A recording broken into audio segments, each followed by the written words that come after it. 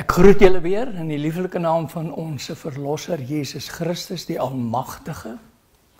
En ons is vanaand met die laaste deel van hierdie drievoudige natuur van ons siel, gees en liggaam gaan ons nou oor gesels.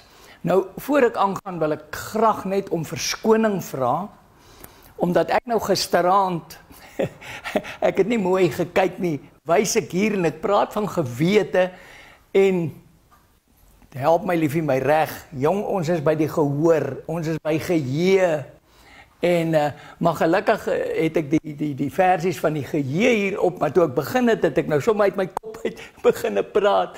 O, jene, dit is so baie goed wat ons die laaste tyd gedoen het en ons is nog altyd besig om die goed te studie. Jy weet, ons het nou vir julle van sekere skrifte uitgehaal, maar daar is vele meer rondom hierdie waarheid, kan ek maar sê, want dit is die waarheid. Dit is regtig hoe ons siel, gees en liggaam werk. Nou hierdie ene is eerbied. Ons gaan praat van eerbied. Ek wil graag sê eerbied is ook ontzag en 'n goddelike vrees en 'n verwondering. Dit kom alles voor in eerbied. As jy eerbied het, sal jy ontzag hê vir die persoon. Jy sal 'n goddelike, as jy eerbied vir God het, gaan jy goddelike vrees hê vir God en jy gaan 'n verwondering hê vir hierdie wonderlike God wat ons dien. As jy hom ken natuurlik. Nou Filippense 2 vers 5 sê, want hierdie gesindheid moet in julle wees, wat ook in Christus Jesus was. So hierdie gesindheid, wat in Christus Jesus was, moet ook in ons. Ons moet poog om, waar ons kan, ek sê nie ons sal definitief alles kan doen, nee, maar ons moet poog om soos Jesus te wees, om ons lig te laat skyn en so. En die Gees van die Here praat met ons deur die Gees, deur ons gees. Jy sien, die wil van God en dan ons bus, so die wil van God, as hy in jou is, en hy is die as van jou lewensloop, dan praat die Gees van God met ons. En hy praat met ons deur, ek kan vir julle baie goed vertel wat met my gebeur het. Ek dink ek sal vir julle net vertel, en hy praat ook deur sy woord. Nou, ek wil net vlugtig vertel wat met my gebeur het, en dit was in September maand 1968. Ek het die 14de September 1968 tot bekering gekom in Kimberley. Ek was 'n kontrakteur vir sementasie. Ons het skag skoon gemaak daar by die Beersmyn in Kimberley. En ons het in die Karavaanpark gebly en ons is toe genooi na hierdie kleerling tentdiens toe deur Gordon Radman wat nou die tent kom opslaan daar en hy was betrokke by sulke goed, evangelisasie en so aan. En hy het toe in die Karavaanpark ook gebly en hy nooi ons toe saam. En ons is toe daar en ons kom tot bekering. Die ma van my kinders en myself kom tot bekering. En ons besluit, Here, dit was so verandering in ons lewe. Jy weet, ek het gerook, ek het gedrink, ek was nie 'n alkoholist nie, maar ek het goed dop gesteek. En jy het gevloek, jy het geleef soos die wêreld. Maar die Here verander my. En ons besluit, ons gaan Bybels, want hulle nooi ons toe, hulle begin met 'n nuwe Bybelskool in die Kaap. En ons moet soontoe kom. En nou ja, nou daai tyd, ek was 'n jong man, jonk, 24 jaar oud. Toe is ek nou met hierdie werk besig en ons maak baie geld. Ek ry al 'n Mercedes daai tyd, en die jong seun. En ek moet dan my werk bedank as ons gaan. En dan het ek nie eens 'n werk in die Kaap nie. En hierdie werk wat ek doen, verdien ek baie geld. En nou vertel ek van my kollegas daar in die myn, ja, ek gaan die werk los, ek gaan Kaap toe, ons gaan Bybelstudie doen. En toe sê die een ou nog vir my, dit was sy woorde, hy sê, man, is nou lelik, maar hy sê dit. Hy sê, nou wil jy Kaap toe gaan, Bybelstudie gaan. Hy sê, gaan vrek jy van die honger. Los jou vrou en jou kind hier, ons sal vir hulle sorg. Nou ja, ek bel my maale Daai tyd was daar nog nie selfone nie. Ek bel my ma en sê, ja, dit is wat gebeur het. En ek weet hulle het baie vir my gebid. En hier verander die Here my. En hulle sê toe, nou wat 'n sekte gaan jy nou heen? Oeh, en dit gaan so goed met julle. Jy weet, ek maak goeie geld. Die mense sien net dit, die prosperity. En nou gaan jy Kaap toe. En jy gaan nou hierdie werk los en kyk hoe goed dit met julle gaan. En ek sit onder grond en ek het my lampie so en ek het toe so 'n klein Bybeltjie gekoop, so dik enetjie, so kleintjie. En ek sit onder grond want ek het baie tyd gehad want ek het die maintenance gedoen op die masjinerie daar. En wanneer hulle besig is om te werk, dan het jy natuurlik kan jy nie aan die goed werk nie, maar sodra hulle nou stop, dan doen jy baie werk. Ek wil net gou hierdie deur toemaak.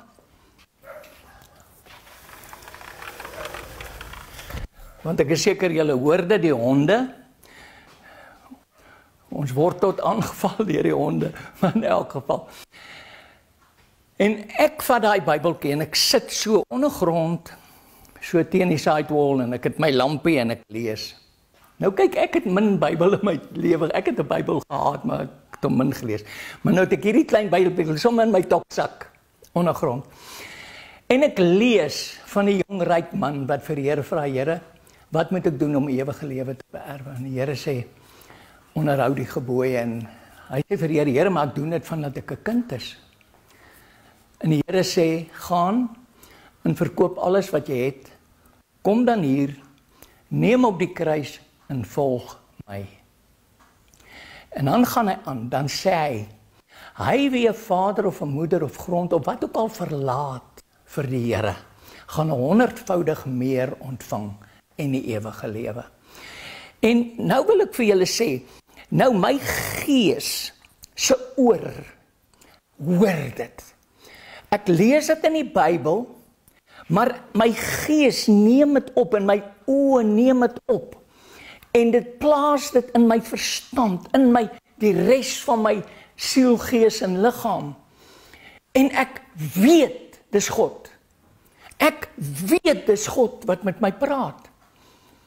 En ek het 'n antwoord, want ek het gesê, Here, wat kan ek vir die mense sê? En dan die volgende ou wat my gesê het, maar waarom gaan jy en my ouers? Sê ek, weet julle wat? Die Here sê, hy sal my 100voudig meer gee, as wat ek het, en die ewige lewe. En ek het gestaan op daai woord, oral waar ek gekom het, en die ouens sê, jong, nou los jy die job, joh, dit is so fantasties, kyk net hoe goed gaan dit. Nou gaan ons Kaap toe, ons het nie 'n huis nie, ek het 'n bietjie geld gehad, want ek het 'n bietjie weggesit, maar op later aan toe kom ons nie eens 'n plek kry, of liewester toe ons in die Kaap kom, ek het 'n karavaan gehad, ek het hom verkoop, want nou moet ek ontslae raak, want daai tyd het ek ook maar 'n bietjie skuld gehad, sien, want jy ken mos nou nie die regte manier om dinge te doen, jy wil alles van die beste hê, maar in elk geval, en ons het toe later aan op 'n stuk land in 'n bediendekamer gebly, waar kleerlinge in gebly het. Dit is op hierdie stuk grond, oom Laurens het hulle vir ons gesê, goed, as ons hierdie kamertjies skoonmaak, is 2 kamertjies, sonder 'n toilet, sonder badkamer, net 2 kamers. En ons het vir 'n jaar daarin gebly. My een seun is gebore terwyl ons daar gebly het. En dit was die wonderlikste tyd in my lewe. En daar het die Here met my deur die woord gepraat. Ek het dit gelees. Ek het dit gesien, ek het dit geglo, want God praat. En as God jou nou net gered het van rook wat jy baie vasgevang mee was, en gedagtes wat verkeerd was, en al daai goedes, en God maak jou vry, dan kan jy nie anderser as om die woord te glo. En as die Gees met jou nou praat deur die woord, dan luister jy. En ons het vir 'n tyd lank baie laag moes lê, terwyl ons Bybelstudie gehad het. Maar nie lank daarna nie. Nou kry ek 'n werk daar, ek gaan werk vir die staat toe. Ek is eers vir 'n ander maatskappy, en toe by die staat toe word narkose tegnikus, en daar dinge baie verander. En die Here het so bewerk dat na ek Bybelstudie gedoen, sê ek, alright, ons kom nou terug Transvaal toe, offer hulle my 'n bestuurspos. Die mense vir wie ek voorheen gewerk het, voor ek 'n narkose-tegnikus was. Hulle offer my 'n bestuurspos. Ek het nog nooit bestuurwerk gedoen nie, maar ek het by hulle gewerk as 'n elektrotechniese passer. Dis nou na begin het met Bybelskool. En om 'n lang storie kort te maak, ek is in Johannesburg, ek bestuur 'n tak van hulle. En dit gaan baie goed. Die Here bless my geweldig. En na ek 6 jaar vir hulle hier gewerk het, toe praat die Gees van die Here met my. Deur 'n pastoor. Hy is ook al, hy dood vir ongeluk om die waarheid te sê. En hy praat van die arend, wat sy kleintjies uit die nes uitskop. En dan, hy hef sy nes op, onthou ek het hy gesê. En dan gaan hy laat hulle nie val nie, hy vang hulle weer en hy leer hulle vlieg. En die Here sê vir my, die Gees van die Here praat met my oor, in my oor van my gees. En hy sê, dis jy. Ek hef jou nes op, jy sit lekker, jy is nou bestuurder, ek is basies. Oeps. En weet julle, ek bedank. En mense sê weer eens vir my, is jy van jou kop af? Ek sê nee, maar die Here wys my, want ek hoor, ek ken die gees van die stem van die Here. En gehoorsaamheid is beter as offerande, sê die Bybel. So ek moet bedank. En ek weet nie, wat gaan ek dan doen nie? Wat gaan ek doen? Maar ek bedank. Ek praat met my maats in die kerk waar ons toe was en so, en sê, sê wel, as die Here so sê, moet jy dit doen. En ek begin my eie besigheid. En dit gaan verskriklik goed. Die Here bless my. Ek kry werk, ek kry kontrakte. Ek het naderhand 'n groot fabriek. En ek koop ander fabrieke uit, besighede. En dit gaan baie goed. En eendag ry ek. En ek ry, nou ja, ek het geld gehad. Ek ry 'n SEC, 'n Mercedes S-klas, die convertible, ry ek. En hier in Pretoria. En ek stop, ek gaan na die kantoor toe. En ek het my besigheid toe net verkoop, en ek is toe nou nog daar as 'n bestuurende direkteur van hierdie buitelandse maatskappy. In my eie besigheid, want ek het nou verkoop aan hulle, maar hulle sê ek moet aanbly nou, bly ek aan. Maar ek voel is nie vir my nie, ek wil nie meer daar wees nie. En ek ry met hierdie kar. En hier in Pretoria kom ek by Stopstraat en ek stop. En ek kan dit nie beduie of vertel hoe dit gebeur nie, maar daar's 'n gees wat na my toe kom. Ek sit, die robot is rooi en ek sit. En iets kom hier aan die buitekant van die kar. Die vensters toe, kom hier. Ek sien dit nie, maar ek ervaar dit. En 'n stem sê vir my, ek het jou 100voudig gegee. Wat wil jy nog hê? Jy sien, toe die Here my moes so gebless, want ek het gestaan op sy woord, want hy het gesê, ek sal jou 100voudig meer gee, en hy het my baie meer as 100voudig gegee. Ek het baie geld gehad. En net daar, toe weet ek, Here, dis U wat met my praat.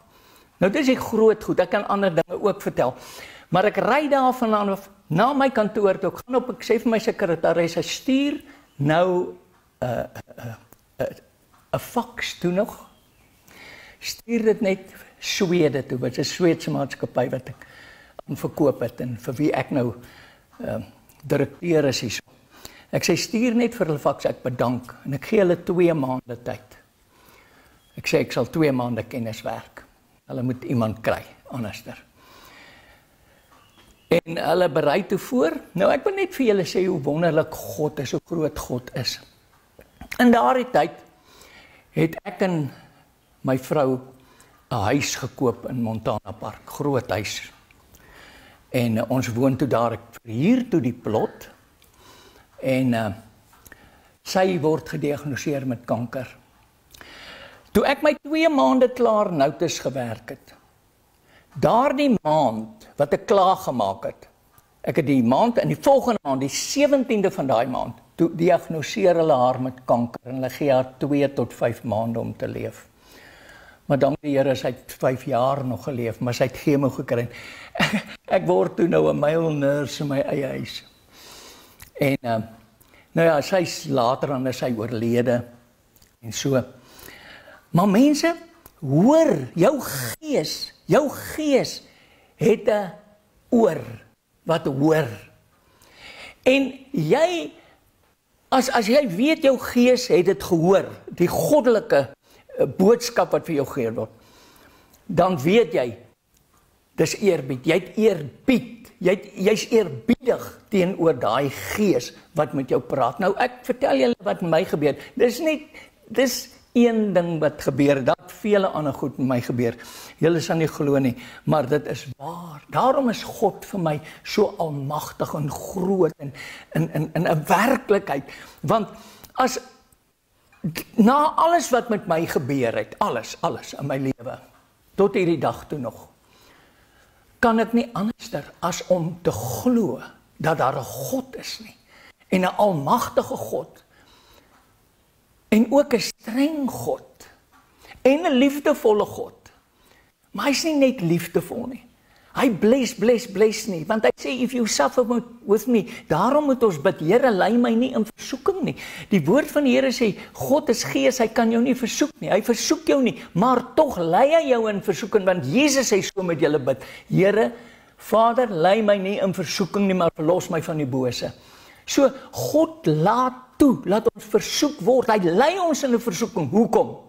Sodat jy en ek kan vir God wys, ons is nog lief vir hom. Hoe anderster kan jy 'n toets slaag, as jy nie daai toets skryf nie? Hoe anderster kan jy vir God wys, hoe lief jy regtig vir hom is, wanneer hy iets in jou pad sit, wanneer daar siekte kom, toe kanker gehad het, en al die ander goedjies, dan, dit is die tyd, wanneer jy vir God kan wys, Here, ek glo in U, ek vertrou, my hoop is op U, Here. Dit is hoe dit werk. Dit is hoe dit werk in die geestelike lewe. Dit is nie moonlight and roses nie. Dit is nie prosperity. En dan sê predikers, man, as dit met jou sleg gaan, finansiëel of huwelik of wat ook al, daar's iets in jou lewe wat verkeerd is. Nee, die Here sit die goed daar vir jou om te toets. Hy sê dit in Deuteronomium al. Hy sê, ek beproef hulle. Dit beteken toets. Ek beproef hulle om te sien of hulle my nog lief het, met hulle hele siel, gees en verstand. Here doen dit vandag nog, hy is dieselfde God gister, vandag en tot in ewigheid. Wanneer jy deur iets gaan, en nou die mense is geneig om te sê, ja, die duiwel het my nou weer. Wees versigtig as jy dit sê. Die duiwel is nie in charge nie. Gaan kyk na Job. Het Satan na God toe gekom en gesê, ja God, Job, jou knegt, jy bederf hom en alle. Nee, Satan het niks gesê nie. God vra vir Satan, hy sê, het jy gesien my knegt Job, hoe vroom hy is, en hoe hy my dien? God trek Satan se aandag na Job toe. Job het niks hom genoem nie. Nou, wat is jy en ek beter as Job? Laat God ook vir Satan kan sê, hoorie, het jy gesien my kind? Is hy vroom? Kan God van my sê? As God met Satan praat, Satan kyk na Niels, kyk hoe vroom hy is. Is ek vroom? Is jy vroom? Kan God spog met jou? Kan God regtig spog by Satan? Hoorie Satan, het jy ag gegee op my knegt? Het jy hom gesien? Het jy gesien hoe dien hy my? Kan God dit van jou sê? En van my? Ons moet dink aan hierdie goed. En dit kom alles neer op, wanneer jy die woord lees, en die gees van God praat met jou, hoor jy is God met jou praat? Hoor jy is hy sê? So, hoor jy? Dis so verskriklik belangrik en jy moet hierdie oor van jou gees moet onberispelik bewaar word. Moet onberispelik bewaar word. Kom ons lees hierso Filippense 2 vers 6. Hy, wat in die gestalte van God was, het dit geen roof geag om aan God gelyk te wees nie, maar het homself ontledig deur die gestalte van 'n diensknegt aan te neem en aan die mense gelyk geword. Die God, jy weet, Jesus was in die begin. Johannes 1 vanaf vers 1 sê, in die begin was die woord, en die woord was by God, en die woord was God. Alles het deur hom ontstaan, niks het ontstaan wat nie deur hom ontstaan het nie. En dan vers 14 dan sê hy, en die woord het vlees geword. Jesus Christus was die woord wat daar gewees het, toe God gesê het, dis woorde wat uitgegaan, toe God gesê het, laat daar lig wees, was Jesus daar. Alles het deur hom ontstaan, is dit nie stunning nie? So, hy, die God, die almagtige Jesus Christus, die deel van God, wat ek en jy kon sien, of ons mense kon sien, hy het homself verneder en gelykvormig geword aan 'n mens. Dis verskriklik om te dink, die God wat alles geskep het, word soos jy en ek. En hy gaan aan vers 8, hy sê, en in gedaante gevind as 'n mens het hy, hoor mooi, homself verneder, deur gehoorsaam te word, tot die dood toe. Ja, die dood van die kruis. Mense, wow, my hare staan regop as ek net hierdie lees en ek sien dit in my verbeelding. Hierdie God wat alles gemaak het, die God wat vir jou die suurstof gee. Die God wat jou aan die gang hou, die God wat jou krag gee, wat jou die asem gee, wat jy inhaal, wat jou vir die verstand gee, wat jou die krag gee om te kan loop en asemhaal en jou gesondheid en alles. Die God het sy lewe gegee vir my en vir jou. Maar ons hoor nie. Want as jy hoor, as God met jou praat en jy hoor, oombliklik sal jy eerbiedig wees. Jy sal 'n goddelike vrees kry. As jy nie 'n goddelike vrees kry nie, werk jou eerbied nie. Dit werk nie. Skus as ek dit sê, maar dit kan nie. Hoe kan dit? As jy nie geestelike vrees vir God het en 'n verwondering vir God se skepping nie. My goodness. Weet julle, hierdie goed laat my regtig waar voel. Here, help my. Eksodus 20 vers 12. Eer jou vader en jou moeder, dat jou dae verleng mag word in die land wat die Here jou God aan jou gee. Eer jou vader en moeder. Jy moet eerbied hê vir jou vader en jou moeder. Nou, God die Vader, jy moet eerbied vir hom hê. Dan sal hy jou dae verleng in die land wat God vir jou gee. Ek gaan net weer hierdie skrif lees. Eer jou vader en jou moeder, dat jou dae verleng mag word in die land wat die Here God aan jou gee. Dis belangrik en dit is God se woord wat dit vir ons sê, eer jou vader en jou moeder. Ons moet dit doen, maar ek het dit maar net ingesit omdat dit gaan oor eerbied. Want jy kry baie kinders wat nie hulle vader en moeder eer nie, omdat hulle nie eerbied vir die vader en moeder. Met daai oor van die gees hoor nie as God vir hulle sê, deur die woord of deur sy gees, wanneer hy met jou praat nie. So, kom ons gaan aan. Psalm 19 vers 10, gaan hier oor goddelike vrees. Die vrees van die Here is rein.